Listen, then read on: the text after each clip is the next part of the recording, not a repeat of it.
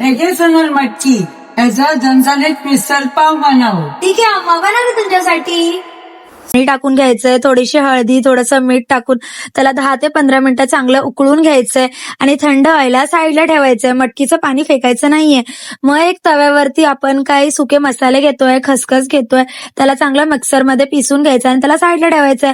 मग त्याच तव्यावरती मी सुकं खोबरं घेते, त्याला चांगलं भाजून घेतलंय आणि मग त्याच्यात कांदा पण भाजून घ्यायचाय आणि अद्रक, लसूण, मिरची ते पण चांगलं भाजून घ्यायचं आणि थोडीशी कोथिंबीर सुद्धा भाजून घ्यायची आहे. मग त्याला मिक्सर ग्राइंडर मध्ये काढायचंय आणि मी त्याच्यात 2 टमाटर सुद्धा घेतले आहेत आणि थोडंसं वरतून पाणी घेतलंय. त्याला चांगली थिकशी पेस्ट बनवून घ्यायची आहे मिक्सरमध्ये.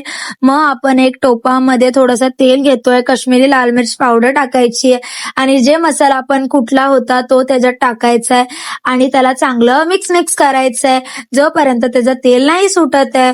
मग त्याच्यामध्ये जे ड्राय मसाले घेतले होते ते टाकून द्यायचेत आणि त्याच्यामध्ये मटकी टाकून त्याला चांगलं मिक्स करायचंय.